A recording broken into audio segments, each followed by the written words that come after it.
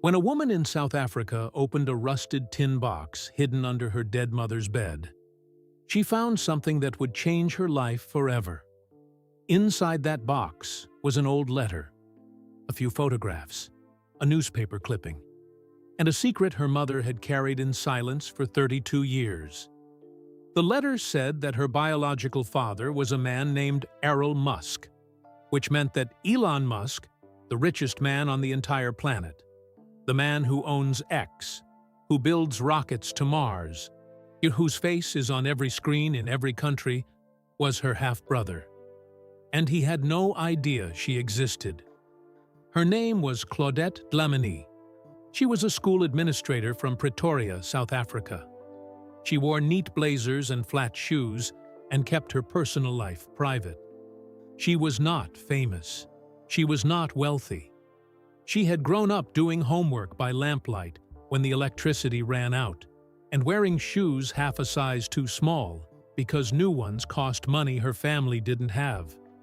She tried a lawyer, on silence. She wrote letters. Nothing. She contacted Elon Musk's companies directly. An automated reply came back in 11 seconds. So, she did the only thing she had left. She recorded a 7-minute video on her phone, held up her mother's letter to the camera, and posted it to Facebook at 11:47 p.m. on a quiet Saturday night. By Tuesday, 6 million people had watched it. And then, a man named Michael Hargrove, a television producer sitting alone in a glass office 14 floors above the city of Chicago, watched that video 3 times and felt something he could not explain. Something about Claudette's face that bothered him. Something familiar that sat at the edge of his memory and would not come forward no matter how hard he reached for it. So he sent her 2 sentences. He told her that if she was willing to take a real, verified DNA test, that he would fly her to Chicago. He would find out the truth. Claudette packed 1 suitcase, wrapped the tin box in her mother's church scarf, and boarded a plane for the very first time in her life. She flew 17 hours across the ocean with her mother's letter in her bag and 32 years of questions pressing against her chest. She met Michael. She signed the consent form. She sat in a clean white laboratory on West Jackson Boulevard in Chicago, while a doctor swabbed the inside of her cheek. 20 seconds that carried her entire life inside them. Then she waited. And when that white envelope arrived the next morning and was placed on the conference table in front of her, when she opened it with steady hands and read that summary paragraph, and slid the paper slowly across the table toward Michael without saying a single word, Michael's face changed. Not the way a producer's face changes when a story turns out well. The way a person's face changes when something enormous and unexpected walks into the room and sits down directly in front of them. He stood up. He walked to the window. He asked Priya, his researcher, to pull a personal file. His own DNA results from 3 years earlier. Results that had come back strange. Results that had never been fully explained. And Dr. Oleski leaned in and read that file. And the room went completely silent. Because what happened next had nothing to do with the story anyone thought they were telling. What happened next was bigger than anyone in that room had prepared for. Watch the whole video, because what those DNA results revealed will be the last thing you expect. And once you hear it, you will not be able to stop thinking about it. The first thing Claudette Dlamini did after her mother died was pull the rusted tin box from under the bed. And she had seen that box her whole life.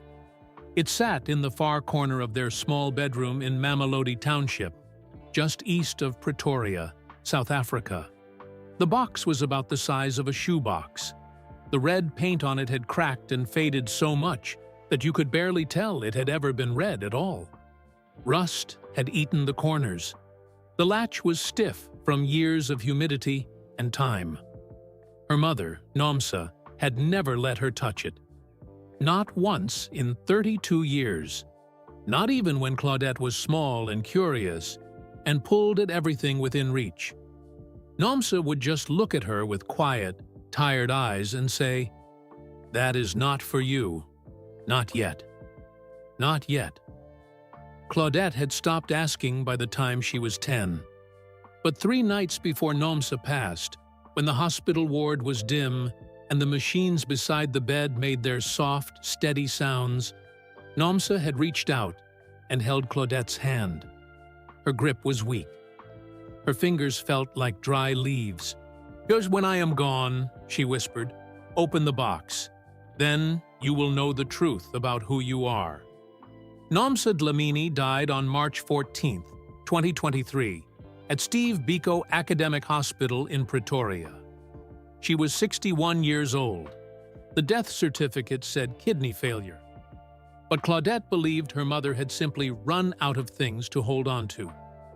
Now, Claudette sat cross-legged on the thin mattress in the quiet house, the tin box resting in her lap. The neighbor's radio played gospel music softly through the wall.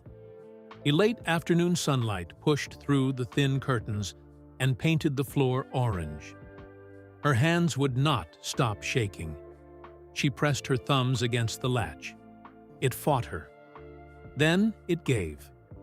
Inside the box was a small stack of old photographs, a folded letter written in both English and Afrikaans, a tiny gold ring, thin as a twig, and at the very bottom, a newspaper clipping, yellow and brittle at the edges, soft as cloth where it had been folded and unfolded many times.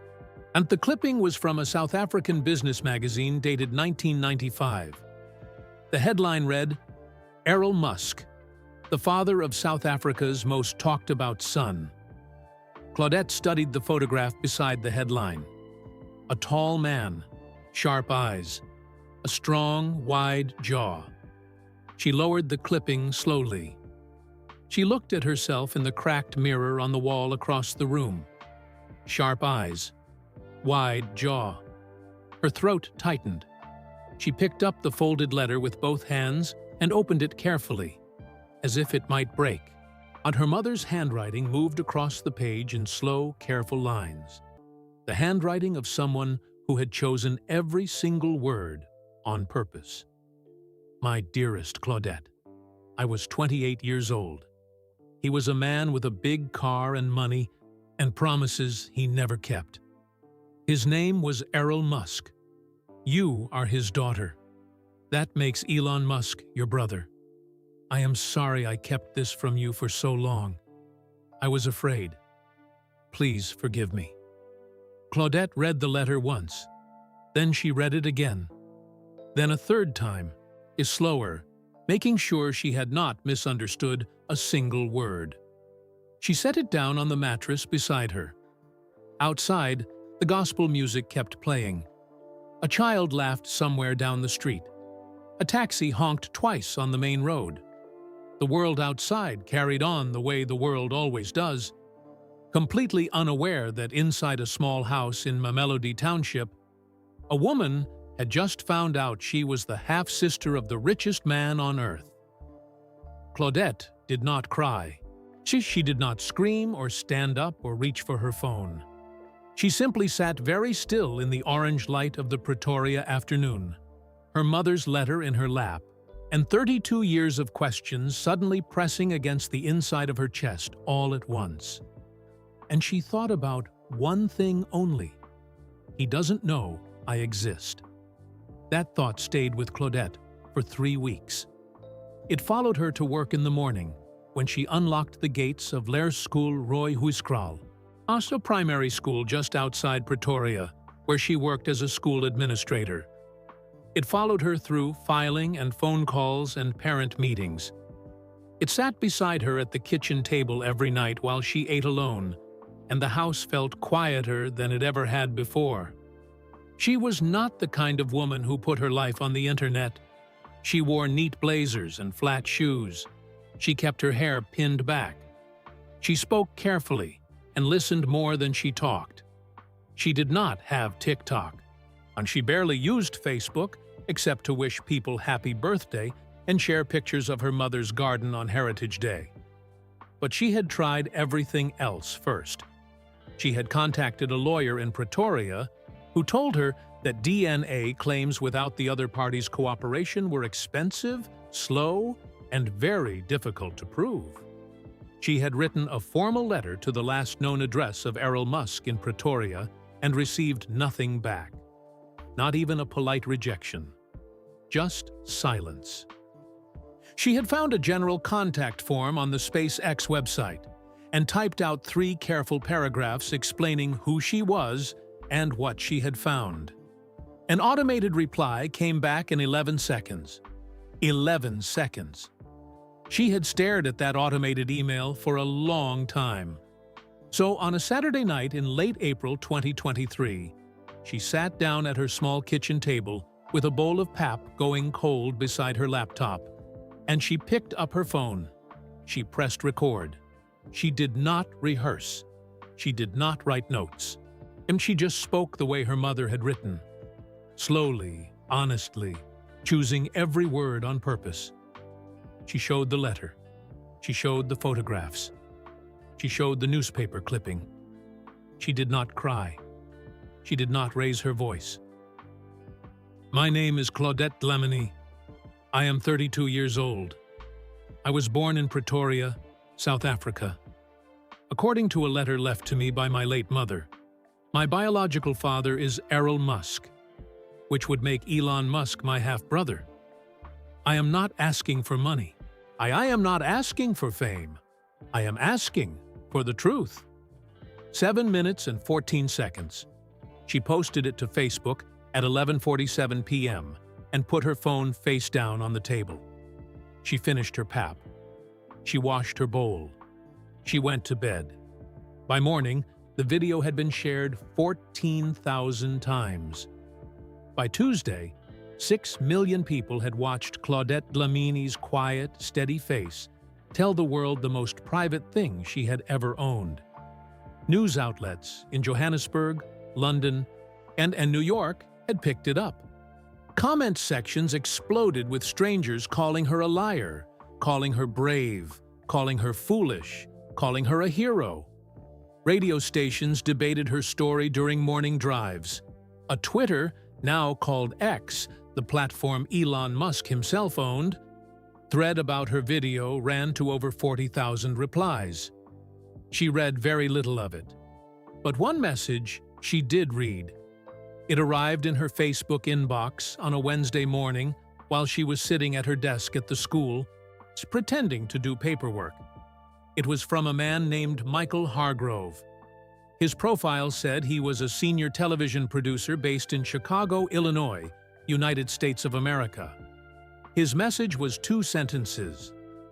Ms. Dlamini, if you are willing to take a verified DNA test, I will fly you to Chicago. We will find out the truth together. Claudette read it 4 times.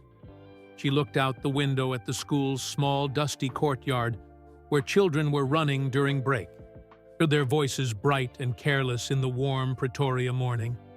Then she typed back, "When do I leave?" She pressed send before she could change her mind. Then she folded her hands on the desk, looked back out at the courtyard, and breathed. She had spent 32 years not knowing.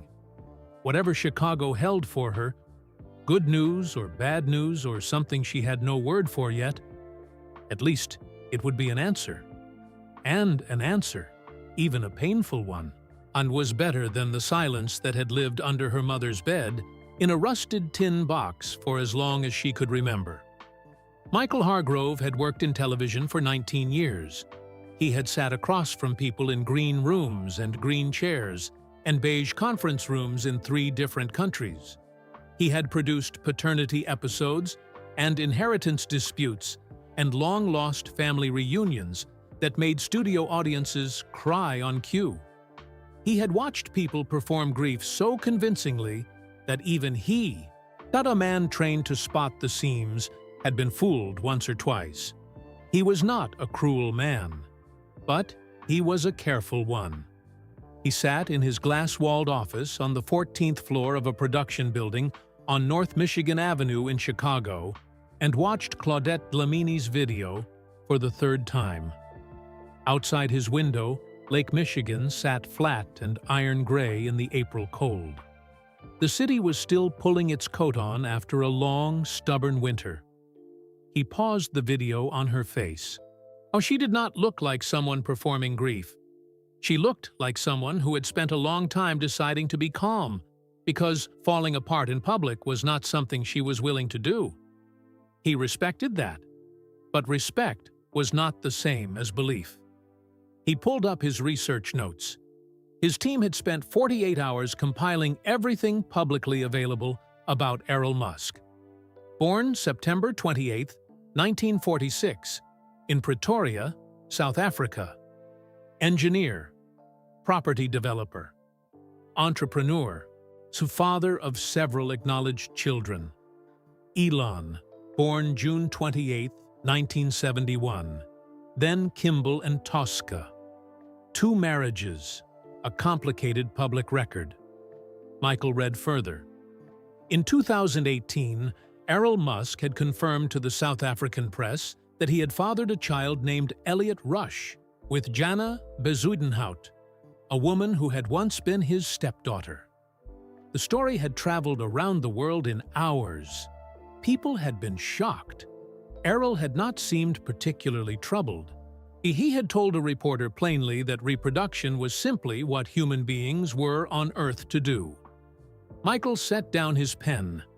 A man who said something like that out loud was not a man who kept careful count of his children. He picked up his phone and called his head researcher, Priya Shetty.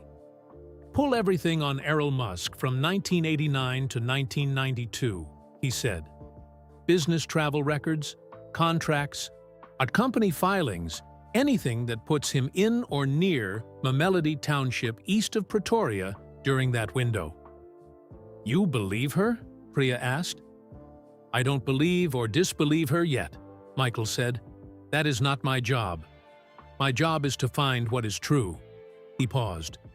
Book her a flight from OR Tambo International Airport in Johannesburg to O'Hare, business class. Find us a room at a hotel on Michigan Avenue and get us the best independent DNA lab in Illinois. Michael, Priya said carefully, this could be nothing. It could be, he agreed. He looked back at the paused video, at Claudette's face, her jaw, her eyes, the particular way she held herself still when she was holding something difficult.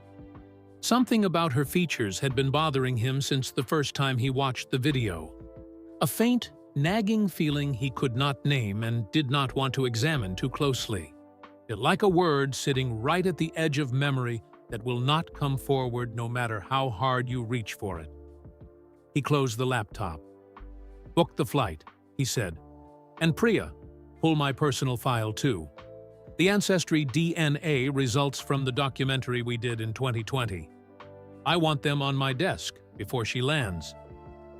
There was a brief silence on the line. Any particular reason? Priya asked.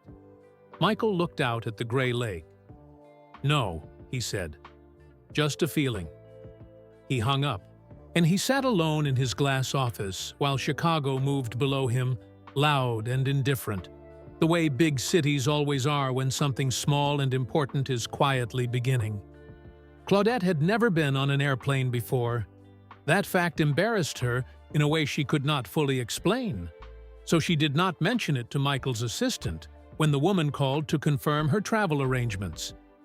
She just said, "Yes, that's fine," to everything.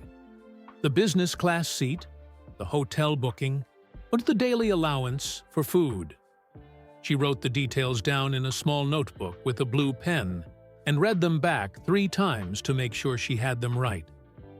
Then she hung up the phone and stood in the middle of her mother's kitchen for a long moment.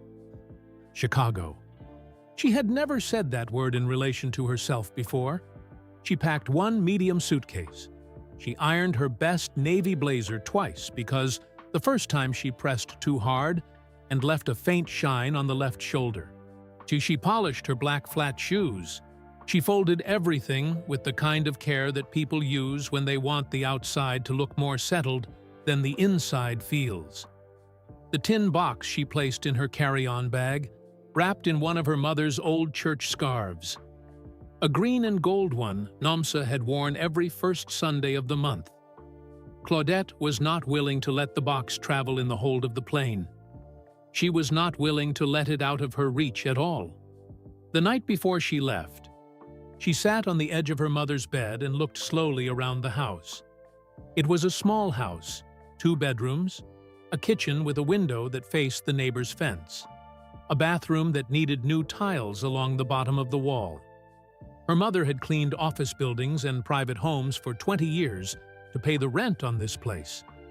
Claudette had grown up doing her homework under a single lamp in the evenings when load shedding cut the electricity and the rest of the street went dark. So she had worn shoes half a size too small from age 12 to 14 because new shoes cost money they could not spare that year. She thought about Elon Musk. In 2023, Elon Musk was the owner of X, the platform he had purchased in October 2022 for $44 billion. A number so large, it had no texture in Claudette's mind, no way to hold it. He ran SpaceX, which was launching rockets toward Mars. He ran Tesla, which made electric cars that cost more than her mother had earned in a decade. His face appeared on magazine covers and television screens and billboard advertisements. In Pretoria, in Johannesburg, in every city in the world, people argued about him daily. She had grown up doing homework by lamplight. She turned that fact over in her mind the way you turn a stone and look at what lives underneath. She was not bitter.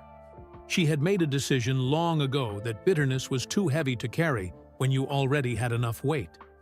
But she was honest with herself in the way that people who grow up without much learn to be, clear-eyed and unsentimental about hard things. She wanted to know, not for money, not for what his name could give her or open for her. She wanted to know the way every person on earth wants to know why they have their grandmother's chin or their father's way of standing when they are thinking. And because not knowing is a kind of hole that does not close on its own, no matter how many years pass over it. She wanted her hole to close. She flew out of OR Tambo International Airport in Johannesburg on the morning of April 19, 2023. The terminal was loud and bright and smelled like coffee and floor cleaner. A kind woman at the check-in desk showed her where to go without being asked, as if she could tell it was Claudette's first time and had decided quietly to be gentle about it. The flight to Chicago O'Hare was 17 hours with a connection through London Heathrow. Claudette pressed her shoulder against the window and watched Johannesburg fall away beneath her. The highways, the townships, the dry gold grass of the Highveld spreading out in every direction until the clouds took it all. She slept for 6 of those 17 hours, which surprised her completely. She had expected to lie awake the whole way, turning everything over and over in her mind. Instead, she dreamed of her mother. Nomsa was young in the dream, 28, maybe, the age she was in the letter. She was wearing a yellow dress and standing in bright sunlight and laughing at something just off to the side, something Claudette could not see. She looked happy. She looked completely, simply happy in the way that people sometimes look in old photographs before life pressed its full weight down on them. Claudette woke up somewhere over the Atlantic Ocean with tears drying on the sides of her face. A flight attendant appeared quietly beside her and offered a warm towel without a word. Claudette pressed it to her cheeks and held it there. Below the plane, the dark ocean moved in every direction without edges. Up here, between one continent and another, between the woman she had always been and the woman she might be about to become, she was simply Claudette, Nomsa's daughter. Oh, a woman with a tin box wrapped in a green and gold church scarf, and 32 years of questions she was finally flying toward. The plane flew on, and 16 hours later, it landed. Chicago O'Hare International Airport was the largest and loudest place Claudette had ever stood inside. It went on and on in every direction. Gates and moving walkways and shops selling things nobody needed and screens flashing departure times in yellow letters. And people moved through it the way water moves through a wide river, fast and purposeful and completely unbothered by anyone around them. Claudette moved through it slowly, her carry-on bag pressed close against her side, the tin box safe inside. She followed the signs. She cleared immigration. A border officer looked at her South African passport, looked at her face, stamped the page without a word, and slid it back under the glass. She walked out through the arrivals doors into the pale April morning. Chicago in April is not the city the postcards show in summer. It is cold and direct, and the wind off Lake Michigan arrives like it has somewhere important to be, and you are standing in its way. Claudette stepped outside and it hit her immediately.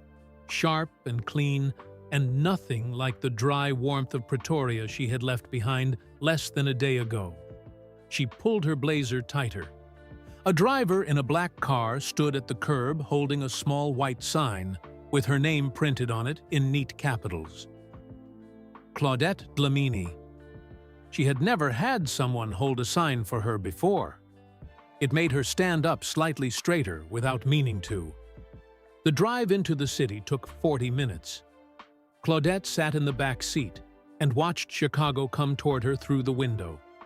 The highway opening up into the skyline, the tall buildings pressing against each other along the lake. The water stretching east without an end she could see. The sky was the pale gray of a winter that had almost finished but had not quite let go yet. The hotel on North Michigan Avenue had a lobby with marble floors and flower arrangements taller than a person and a ceiling hung with warm golden light. A woman at the front desk said, "Welcome, Ms. Dlamini," in a tone that assumed Claudette belonged there completely. Claudette smiled and said, "Thank you," and took the key card with steady hands. Her room was on the 22nd floor. She set her carry-on bag on the desk the moment she walked in and did not take her coat off first, or sit on the bed, or look at the bathroom. She just stood at the window. Below her, Chicago moved in every direction without stopping. Taxis and cyclists and people walking in long coats with coffee in their hands. Millennium Park sat a few blocks south, the great silver bean sculpture catching the gray sky and bending it into something almost beautiful. And she had seen photographs of it online. It looked different in real life, more solid, more strange. She put her hand flat against the cold glass of the window. Somewhere in this city was a man named Michael Hargrove who had watched her video and sent her 2 sentences and changed the direction of her life. Tomorrow she would meet him face to face. Her phone buzzed on the desk behind her. A message from Michael. "Welcome to Chicago. Rest tonight. We meet tomorrow at 9 a.m. sharp. And the DNA lab appointment is confirmed for 11. Sleep if you can. You'll want a clear head." She typed back a simple "thank you" and set the phone down. She ordered room service, grilled chicken and a glass of orange juice, and ate at the desk with the tin box sitting open beside her plate. She looked at her mother's photographs while she ate. She looked at the letter again, though she had it memorized by now, every word of it. The shape of each sentence as familiar to her as her own reflection. She looked at the newspaper clipping of Elon Musk one more time. Then she closed the tin box, turned off the lamp, and lay down on a bed that was softer than anything she had ever slept on in her life. Outside the window, Chicago kept going the way Chicago always does. Sirens and wind, and the low rumble of the city breathing in the dark. She closed her eyes. Tomorrow, she would sit across a table from a man who did not yet fully believe her. She intended to change that. But Michael Hargrove was not what Claudette had expected. She had built a picture of him during the long flight and the longer sleepless hours in the hotel room. A polished television man. Someone in an expensive suit who would look at her story the way a butcher looks at a cut of meat, assessing its value, deciding what to keep and what to trim away. Someone who would shake her hand with one firm pump and smile with his mouth only. So she walked into conference room 1402 on the 14th floor of his production company's building on North Michigan Avenue at exactly 9 a.m., her navy blazer pressed and her tin box in the bag over her shoulder, ready for all of that. Instead, the man who stood up from his chair was tall and slightly rumpled, with gray coming in at his temples and reading glasses pushed up and forgotten on his forehead. He wore a navy sweater and dark trousers. He looked like a university professor who marked papers late at night and forgot to eat lunch regularly. "Ms. Delamony," he said, and shook her hand with both of his. "I'm Michael. Thank you for making this journey." His researcher, Priya Shetty, sat at the far end of the conference table with a laptop open and a neat stack of printed documents beside it. She was small and efficient with quick, intelligent eyes that assessed Claudette once, thoroughly, and then returned to her screen without drama. Michael did not waste time. He walked Claudette through everything his team had found over the past 2 weeks. He was organized and direct. Facts first, conclusions held back until the facts had finished speaking. Claudette appreciated that. It was how she thought, too. The research showed that between 1989 and 1992, our Elon Musk had been involved in a series of property development and engineering consultancy projects across the greater Pretoria region. There were company filings, a contract document referencing site visits east of the city, a hotel receipt dated August 1990, placing him in Pretoria during that precise period, a business associate's name that appeared in records connected to communities near Mamelody Township. The timeline fit. Not perfectly. Not with the neat certainty of a closed door, but it fit the way real things fit, with room for human messiness on the edges and something solid at the center. Claudette sat with her hands flat and still on the table. She had decided before she walked in that she would not fidget. She would not reach for the tin box to prove anything unless she was asked. She would simply listen and let the truth do what truth does when it is given enough space, stand up on its own. "We are not saying any of this proves a relationship," Michael said carefully, leaning forward on his forearms. "What it tells us is that your mother's account is geographically possible, chronologically possible. The circumstances she described in the letter are consistent with what we found." "She didn't lie," Claudette said. Her voice was quiet, not defensive, not pleading, simply certain, the way a person is certain about things they witnessed themselves. "Oh, I believe you believe that," Michael said. Claudette looked at him directly across the table. "I know she didn't lie," she said. "My mother was a woman who cleaned other people's houses for 20 years and never once took a single thing that wasn't hers. She didn't have it in her to lie about something like this. Not in a letter she wrote, knowing she was dying." The room was quiet for a moment. Priya Shetty did not look up from her laptop, but her fingers had stopped moving on the keyboard. Michael held Claudette's gaze for 3 full seconds. Then something behind his careful professional face shifted. Not much, just slightly, like a door moving an inch on its hinges. "Then, let's find out," he said. He slid a single document across the table toward her. A consent form for an independent DNA verification test through Identigene one of the most respected forensic genetics laboratories in the United States, accredited by the American Association of Blood Banks, and with offices in Chicago. Claudette pulled her reading glasses from her bag and put them on. She read every paragraph, every line. She read the footnotes. Michael did not rush her. He sat back and let her read, and she was grateful for that too. Then she picked up the pen and signed her name in full. Claudette Nomsa Dlamini. She had added her mother's name in the middle the day after the funeral, and she used it on everything now. Michael took the form back and nodded once, and he walked her to the elevator afterward. They stood briefly in the kind of silence that is comfortable rather than awkward. The silence of two people who have just agreed on something important and don't need to fill the air around it with noise. "Can I ask you something?" Claudette said. "Of course. Why did you reach out to me? You could have watched the video and moved on like everyone else did." Michael was quiet for a moment. He pressed the elevator button, and the light above the doors glowed orange. "Because you reminded me of someone," he said. "Who?" The elevator arrived. The doors slid open. Michael stepped back from them and put his hands in his pockets. "Let's get through the test first," he said. "Then maybe I'll tell you." The doors closed between them. Claudette rode down 14 floors alone, the tin box against her hip, her mother's name on the consent form, me and Michael Hargrove's last words sitting in her chest, like something that had not yet decided what shape it was going to take. "You reminded me of someone."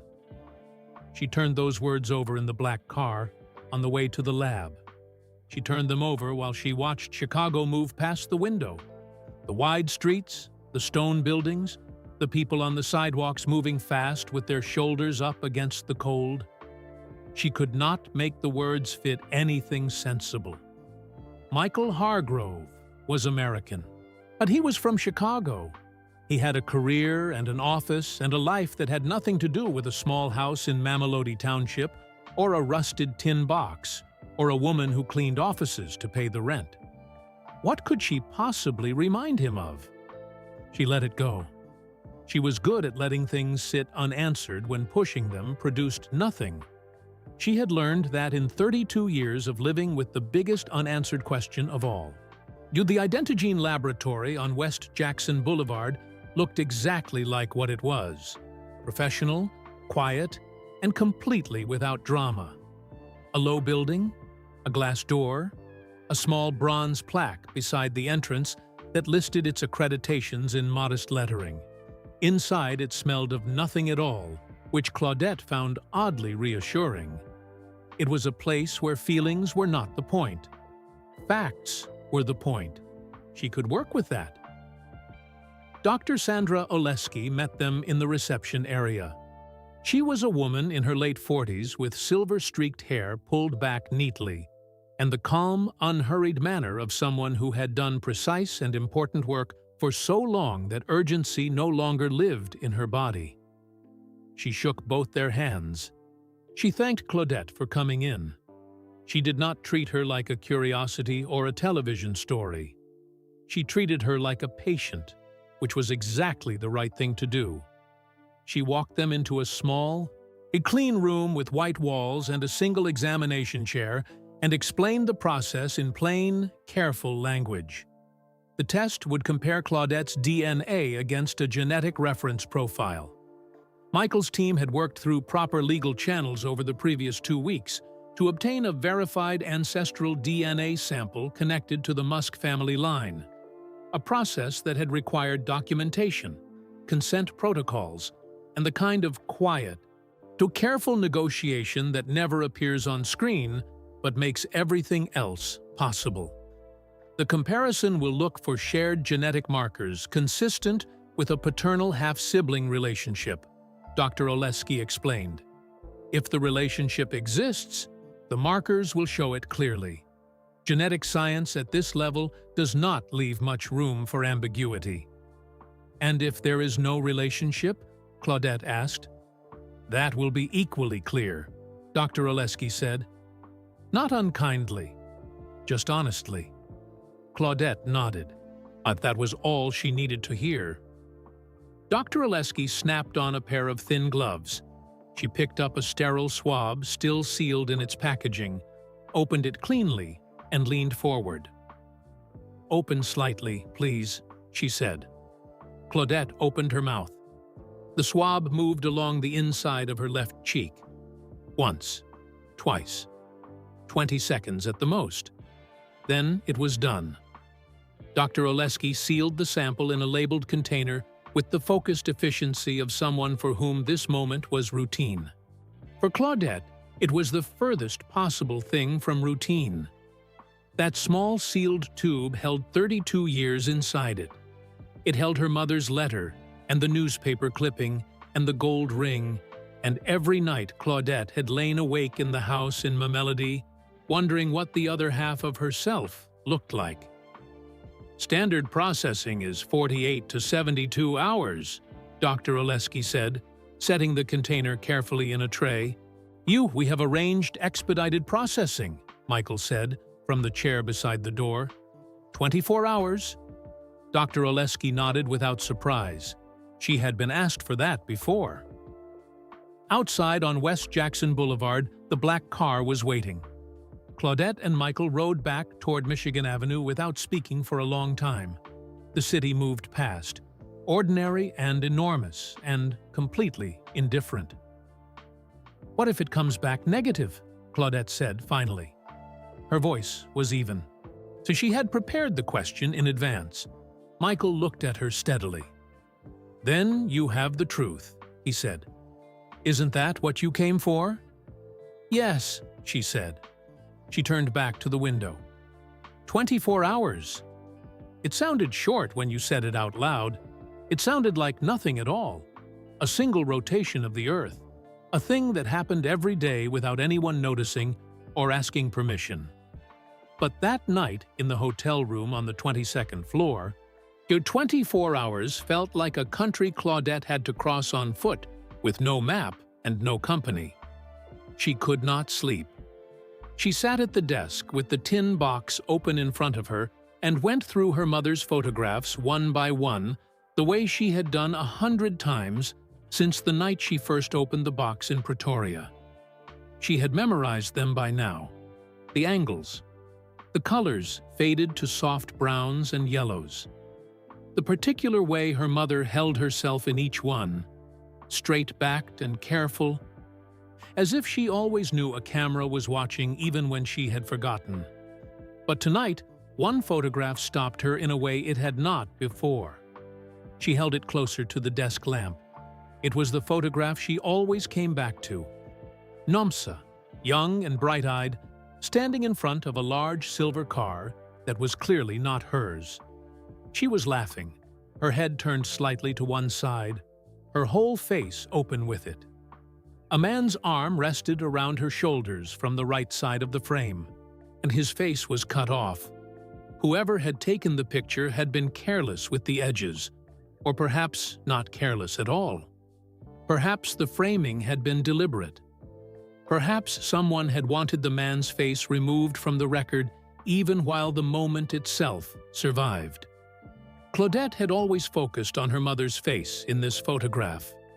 Tonight, for the first time, she looked at the arm. The shirt sleeve was visible where it met Nomsa's shoulder. A pale blue dress shirt, rolled once at the cuff, and on the wrist. Small, easy to miss, the kind of detail that disappears unless the light catches it at exactly the right angle. A watch. A distinctive watch with a wide silver face and a dark leather strap. Claudette set the photograph down. She picked up her phone and searched. Elon Musk, 1990 photographs. She scrolled. She stopped. In a grainy image from a 1991 Pretoria Business Journal, Elon Musk stood outside a construction site in a pale blue dress shirt rolled once at the cuff. On his left wrist was a watch with a wide silver face and a dark leather strap. Claudette placed her phone flat on the desk beside the photograph and pressed both palms down on the cool surface and breathed. It was not proof. She understood that. Dr. Oleski's swab in its sealed tube in the laboratory on West Jackson Boulevard was proof, or would be. A watch and a shirt sleeve were not science. They were just recognition, the particular feeling of a thing clicking into place after years of sitting at an angle. She put the photograph back in the tin box and closed the lid. She thought about what she had read late one night the week before flying to Chicago, an interview Elon Musk had given to Rolling Stone magazine in 2017, in which he had described his father as, in his own words, someone who had caused real harm to the people around him. A man whose presence in his children's lives had left marks that did not fade easily. She and Elon Musk had never met. They had never spoken. They did not know each other existed in relation to one another, and yet they shared the same difficult weight, the same complicated man at the root of their story, the same absence shaped like a father. That thought did not make her feel triumphant. It made her feel, for the first time since Nomsa died, and that she was not completely alone in what she carried. She got into bed. She pressed her hands flat against her chest, the way her mother used to press her palm to her heart before sleep. A small private prayer with no words attached. Outside, Chicago moved in the dark. Wind against the glass. A siren somewhere below. The city breathing its enormous steady breath. Tomorrow, she would know. And tomorrow came the way important days always do. Quietly, without announcement, undressed in the same gray April sky as every other morning. Claudette was already showered and dressed when the alarm on her phone went off at 7 a.m. She had been sitting at the desk since 6, the tin box closed in front of her, her hands wrapped around a cup of hotel room coffee that had gone cold without her noticing. She wore her navy blazer, her polished black shoes, her mother's name in the middle of her own. She was ready. The black car arrived at 8:40 a.m. Michael was already inside, and he looked like he had slept about as well as she had. The reading glasses were on his forehead again, already forgotten, and he was holding a coffee cup with both hands, the way a person holds something when they need something to hold. He looked at her when she got in. "How are you?" he asked. "Ready," she said. He nodded once. That was enough for both of them. They rode to North Michigan Avenue without speaking. The city was fully awake now, loud and moving, and delivery trucks and school buses and morning runners along the lakefront path. The sky had lightened from gray to a pale, tentative blue. Not quite spring. Nearly. Conference room 1402 felt different this morning. The same table, the same chairs, the same view of the lake through the floor-to-ceiling window on the far wall. Priya Shetty stood by the window with her laptop closed for the first time since Claudette had met her. Her arms folded, her quick eyes unreadable. Two other members of Michael's production team sat quietly along the side wall, a camera positioned discreetly in the corner, present but not intrusive, running but somehow respectful of the size of the moment. Dr. Sandra Oleski arrived at 10:17 a.m. She carried a white envelope, sealed, unadorned. The most ordinary-looking thing Claudette had ever seen that contained the answer to the question that had defined her entire adult life. Doctor. Oleski placed it on the table in front of Claudette without ceremony and stepped back. The room was very still. "Do you want a moment?" Michael asked. His voice was quieter than usual.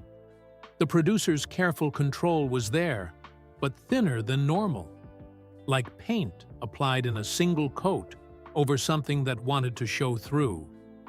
"No," Claudette said. She picked up the envelope. She turned it once in her hands. Then she slid her finger along the sealed edge and opened it cleanly, the way her mother had always opened important envelopes. No tearing, no rushing, with the kind of deliberate patience that said, "Whatever is inside this, I am prepared to face it." She unfolded the document inside. The language at the top was dense and technical. Probability values, allele frequencies, reference population comparisons. But Michael had requested a plain English summary paragraph at the top of the report, and Dr. Oleski had included it exactly as asked. Claudette read it. Once, but then again. The room waited. Her face went completely still. Not blank, still. The way a lake goes still before a storm when the wind suddenly stops and everything holds its breath at once. She set the document down on the table with both hands and slid it slowly across toward Michael without a single word. Michael leaned forward and read, and Claudette watched his face. She had watched many faces in her 32 years. See, she had watched her mother's face change when money ran out, and again when hope came back. She had watched the faces of parents at the school when the news about their children was good and when it was not. She knew what a face looked like when it was performing a reaction versus experiencing one. What moved across Michael Hargrove's face in the 5 seconds it took him to read that summary paragraph was not performance. It was something older and more unguarded than that. Something that had been living behind the professional face for a long time, waiting for exactly this kind of pressure to bring it forward. He looked up at her. "Claudette," he said. Just her name, nothing else.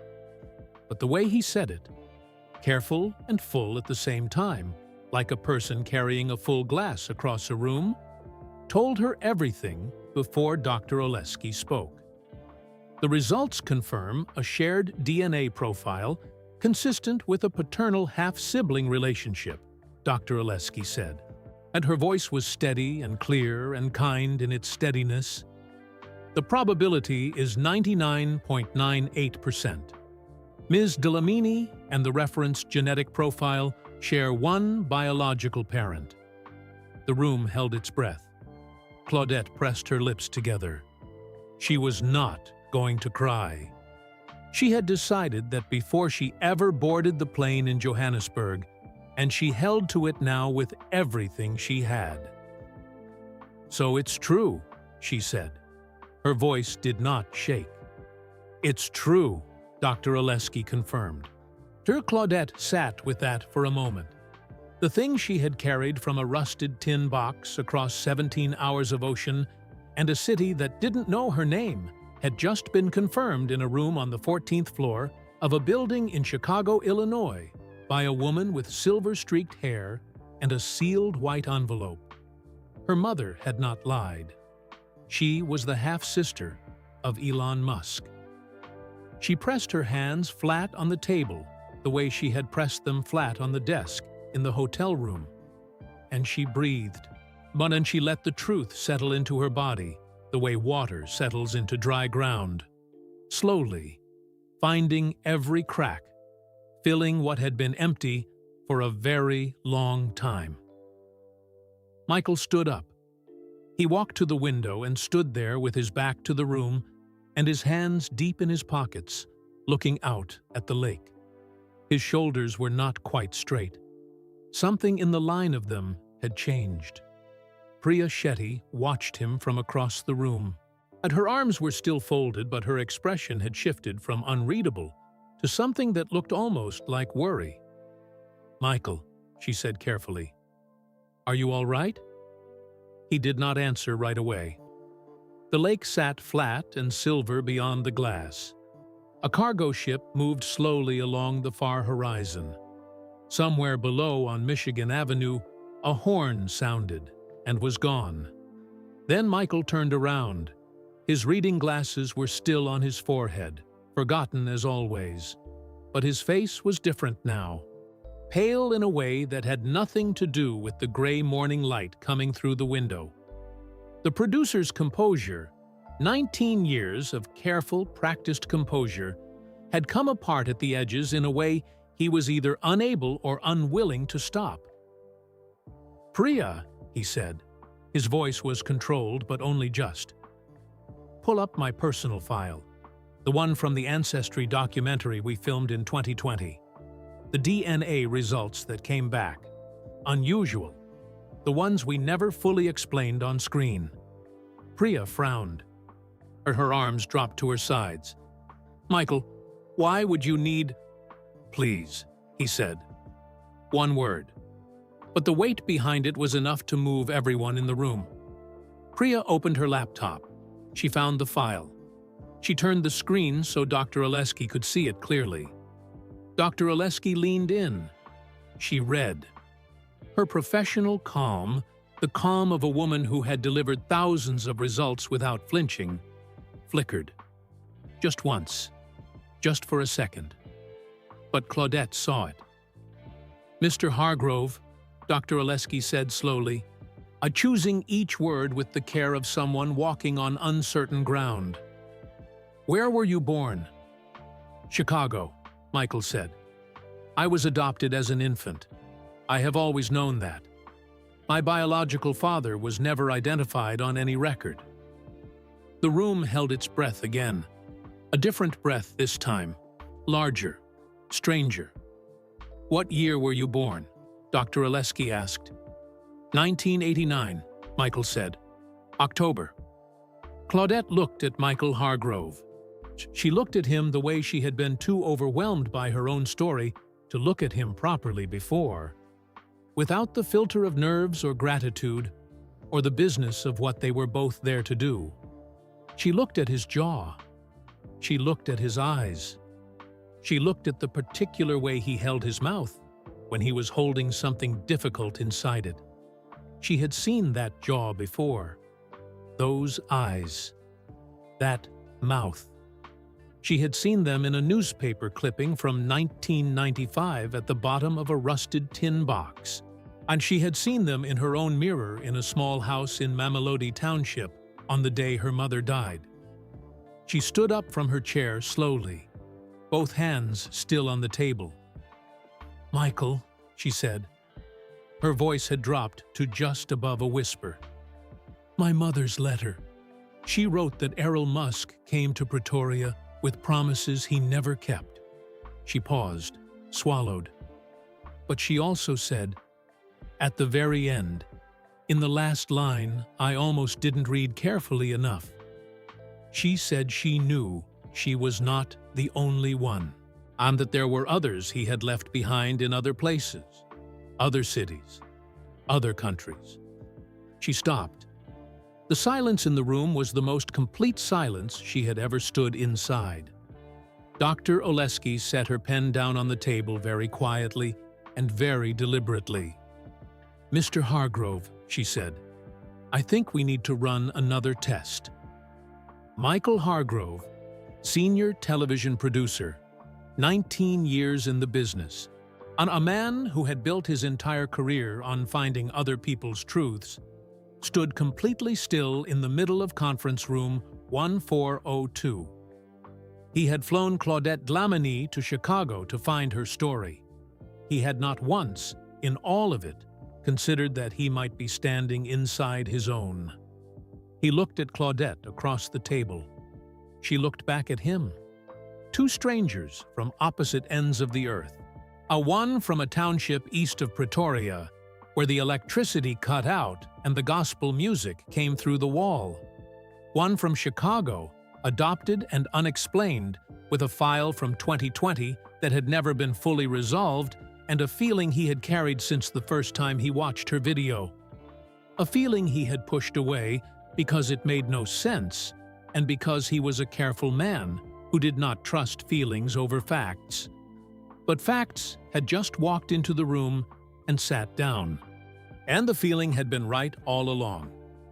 Michael Hargrove's secondary DNA test was processed through Identigene on an emergency expedited basis. Dr. Oleski personally supervised the analysis. The results came back 41 hours later, on a Thursday morning in late April 2023, delivered again in a white envelope, again in conference room 1402, again with the lake sitting silver and enormous beyond the window. The summary paragraph at the top was plain and clear and left no space for argument. Mom Michael Hargrove shared a paternal half-sibling genetic profile with Claudette Dlamini. The probability was 99.6%. Cross-referenced against the original Musk family reference markers, the result held firm. Elon Musk, born September 28, 1946, in Pretoria, South Africa, had fathered a child in Chicago, Illinois, in early 1989. That child had been adopted at birth by a family named Hargrove. That child had grown up, built a career, and spent 19 years telling other people's stories on television without ever knowing the largest story of his own life was sitting quietly inside his DNA, waiting to be found. His name was Michael. He had a sister. Her name was Claudette. 3 things happened in the weeks that followed. None of them were small. The first was that Elon Musk was formally notified through legal channels by Michael's production company. His representatives declined to make any public statement. A source close to the situation confirmed only that Elon had been made aware of both results. Whatever he felt about the news, about a half-sister in Pretoria and a half-brother in Chicago, 2 people shaped from the same complicated root, he kept entirely to himself. That was his right. Claudette and Michael both understood it. Neither of them had asked for his acknowledgement. They had asked only for the truth, and the truth had been given to them in full. And the second thing was that Elon Musk, when contacted by a journalist from a South African news outlet for comment, said nothing at all. His phone rang out. His door, at a residential address in Pretoria, did not open. The silence was its own kind of answer, familiar to both Claudette and Michael in ways they were only beginning to fully understand. The third thing was the simplest and, in many ways, the largest. Claudette Dlamini flew back to Pretoria on a Saturday morning in early May. She carried the tin box in her carry-on bag, wrapped in her mother's green and gold church scarf, the same as when she had come. She went back to her job at the school. She unlocked the gates on Monday morning in her neat blazer and flat shoes and answered the phone and filed the paperwork and spoke carefully and listened more than she talked. But she was different now, in the way that people are different when a hole that has been open their whole life finally, slowly, begins to close. In the night before she flew home, she and Michael had dinner at a restaurant near Millennium Park. It was warm enough to see the bean from the window, the great silver curve of it catching the last of the evening light. They talked for 3 hours, not about Elon Musk, not about DNA or legal channels or what came next. They talked the way people talk when they are just beginning to learn each other. Carefully at first, then easier still. Michael laughed at something she said about the school. A loud, surprised laugh that came out bigger than he intended. Claudette laughed back. And for that 1 hour in a restaurant in Chicago, Illinois, they were not a story or a result or a probability percentage. They were just 2 people who had found each other at the end of a very long road that had begun, without either of them knowing it, in the same complicated man and the same indifferent silence he had left behind him in city after city, country after country, life after life. Nomsa Dlamini had kept her secret in a rusted tin box under a bed for 32 years. But secrets, Claudette had learned, do not disappear simply because you close the lid on them and push them into a corner and hope they stay quiet. They wait. They wait with the patience of things that know they are true. And when the time comes, when the right letter is written and the right video is posted, and the right man in a glass office in Chicago watches it 3 times and feels something in a face he cannot name, they open. They open, and everything changes. And everything, at last, begins. Before you go, drop a comment below and tell me where you are listening from right now. I want to know if this story reached you in South Africa, in Chicago, in London, or somewhere in between. Somewhere out there, someone is sitting with a question they have carried their whole life, just like Claudette did.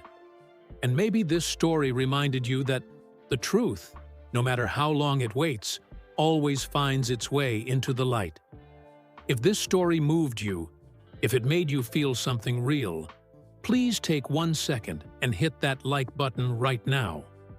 It costs you nothing, but it means everything.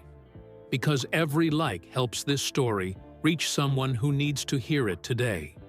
And if you believe that stories like this one deserve to be told, stories about real people, real courage, and real truth, then subscribe to this channel and join a community that chooses kindness over everything else.